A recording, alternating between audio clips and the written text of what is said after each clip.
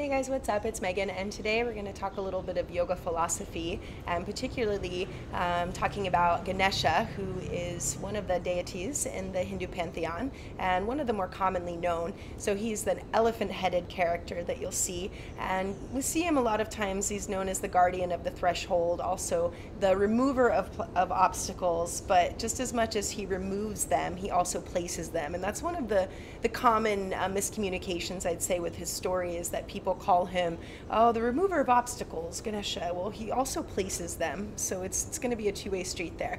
But there's this one really lovely story, and it's a sage by the name of Vilasa, and Vilasa means wave in Sanskrit. And this particular sage was preparing to write the Mahabharata, which is a beautiful piece of Indian literature and one of the largest as well. It's about 800, 900 pages long, and within it holds the Bhagavad Gita, which is another famous piece of Indian literature.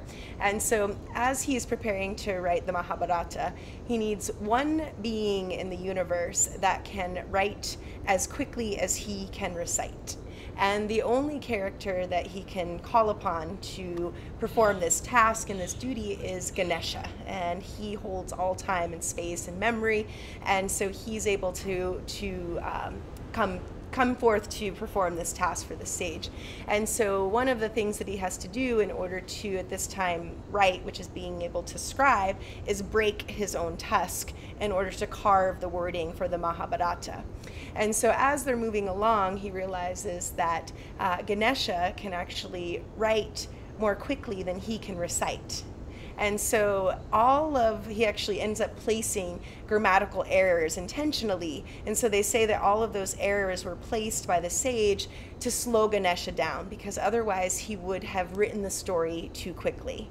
And so I really love this teaching, and it's one that I learned from my teacher Douglas Brooks, one of the teachers that I study with some philosophy, and of course this is my interpretation of it.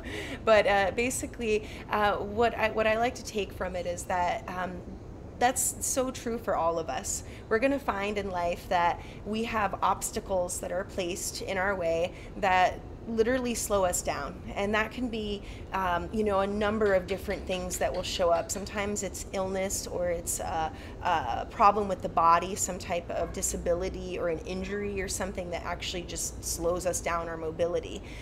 This can show up in other ways, things like financial constraints, or I know a lot of people who have jobs, businesses, things like that will really kind of hold them in one spot and not really allow them to move very quickly.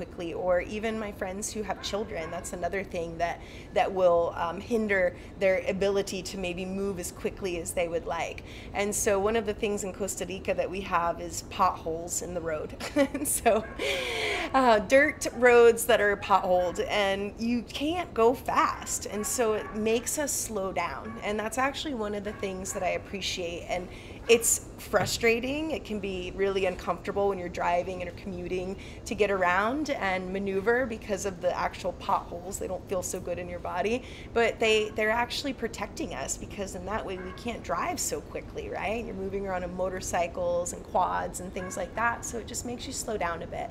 So when things in life will enter, we have to look at them as really an opportunity to do just that, to slow down a bit.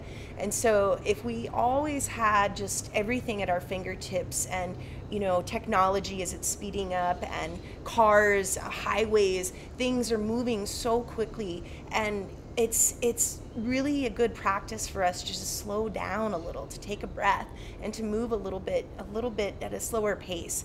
And so with this, I feel that I call it the Ganesha Factor. And so there's times in our lives when we'll have those things that will present that we're like, gosh, why haven't I moved through this? This keeps presenting. I feel like I've already done my work around this. And it's actually a blessing in disguise. And so that's something that I find comfort in whenever I'm struggling with feeling like I can't move through something quickly enough. And so our good old friend Ganesha comes to the rescue to slow us down a bit. So that's going to present from time to time, and I hope this little bit of information helps you move a little slowly, a little more easily. Thanks so much for listening, and have a wonderful day. Ciao.